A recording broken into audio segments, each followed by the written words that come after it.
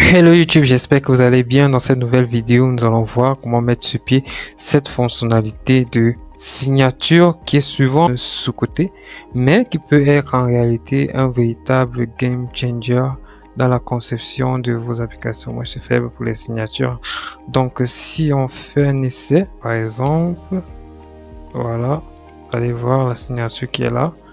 Et ensuite, si je valide tout, ça peut se retrouver là, par exemple. Donc, en gros, c'est sur cette fonctionnalité que nous allons bosser dans la suite de la vidéo. Et surtout, dites-moi en commentaire si vous avez déjà eu à l'utiliser dans vos applications. C'est parti. On va commencer par la construction de notre interface rapidement. Donc là, on a la page Home. Je vais premièrement rajouter un float action button. Donc je vais venir là. Ok, je vais chercher le floating action button qui est là. Voilà, floating action button.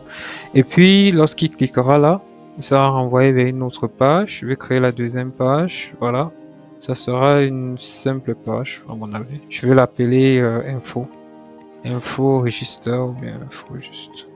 Donc au niveau de cette page, il aura la possibilité de rajouter quelques informations, par exemple son nom. Donc là, je vais chercher une text field rapidement. Voilà, ma text field est là. Je vais la rajouter. Voilà. Ensuite, je vais rajouter une nouvelle text field. Bien du moins, je vais venir ici, essayer d'ajuster celle-ci là. Rapidement. Super. Je fais juste dupliquer. Voilà. J'essaie d'espacer tout ça. Je mets là 15. Et entre les deux, je mets 10. Super.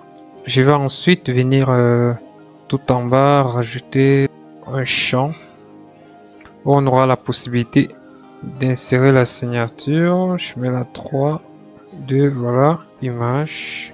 Et puis je vais venir là par la suite mettre une image qui est beaucoup plus appropriée, celle-ci que j'ai récupérée sur Google. Voilà, je vais rentrer là. Je vais rajouter ça là, voilà. Donc ensuite, qu'est-ce que je fais? Je vais rajouter un bouton là. Puis je vais mettre là valider. Super. Ensuite, je vais rajouter un composant. Je crée un nouveau composant que je vais appeler signature. Je crée le composant. Voilà. Je vais mettre tout ça dans un conteneur de largeur 350 par exemple là. Et de hauteur 300 par exemple. Ouais. J'élargis un peu tout ça. Voilà. Et à l'intérieur, je vais d'abord arrondir les bordures. Je vais mettre les bordures à 12. À l'intérieur, je rajoute une colonne, une première roue, un bouton, icône bouton, voilà, que je rabats vers la droite. Puis, à l'intérieur, je vais rajouter l'élément signature dans un conteneur. Bon, je vais mettre le conteneur, j'élargis le tout. Je mets la hauteur à 150, bordure, très important, 10 à gauche, 10 à droite. Je vais mettre une couleur de fond, de bordure, signature qui est là. Voilà. En bas, je vais rajouter un bouton valide qui aura pour but de valider tout ceci. Save, par exemple. Good. Donc, après, qu'est-ce que j'ai fait? Je vais gérer les actions de tout ceci. Déjà, par exemple, au niveau du bouton icon button, je vais changer l'icône pour mettre close. Voilà. Ensuite, je vais actionner ça en y rajoutant navigation back ou bien close. C'est mieux de mettre dialogue pour fermer le dialogue. Voilà. Quant à la base de données, nous allons donc continuer par la base de données. Je vais juste créer une collection user. Je crée la collection. Voilà. Nous allons rajouter un paramètre sur cette page qui va nous permettre de récupérer l'image qui sera générée après la conversion de notre signature en image. Donc je vais rajouter ici image. Voilà, de type image bien évidemment. Voilà. Je valide.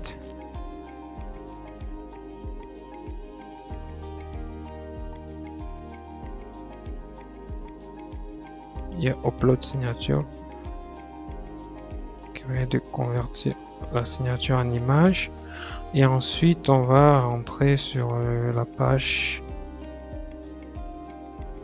info en y passant le résultat de celui-ci. Voilà, tout simplement. Et ensuite, de l'autre côté, au niveau de la page info, on va venir créer là une action qui permet de déclencher une boîte de dialogue customisée. Bon, je vais mettre la dialogue, la custom dialogue, puis je vais rajouter mon composant que j'ai créé, signature. Voilà. Et une fois que tout est fait, je n'aurai qu'à envoyer les images vers la BD. Bon, je vais renommer mes textuels. Ici, on va prendre en paramètre le nom.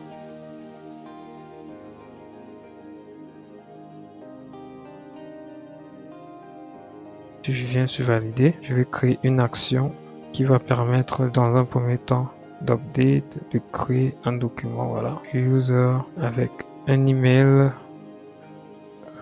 user, voilà. Ensuite, je vais update l'email, voilà. Et ici, je vais update le nom. Et enfin, je vais update l'élément signature. Top, top, top, top. En y rajoutant le paramètre de la page. Good. Une fois que c'est fait, je vais rajouter la snack bar qui va écrire valider. Puis, on va retourner sur la page home. Voilà.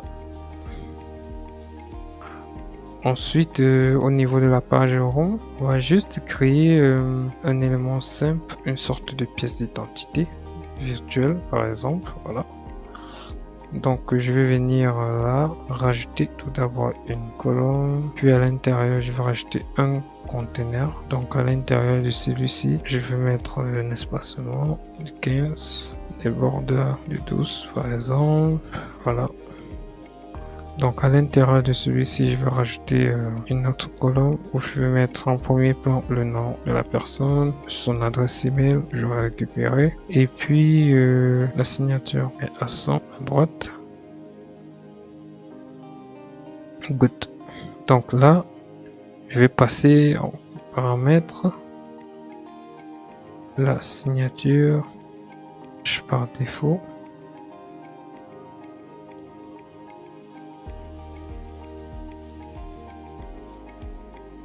Il sera là.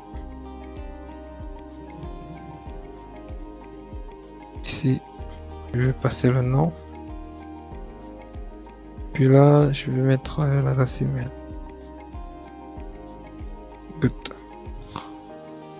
Puis, si je rentre là sur notre page info, il y a une dernière chose que je n'ai pas faite, qui est celle-là de venir passer en paramètre l'élément photo.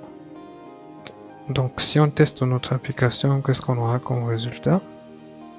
Avant tout, je vais rajouter un élément pour la connexion, très important. Ici, voilà, bien déjà configuré.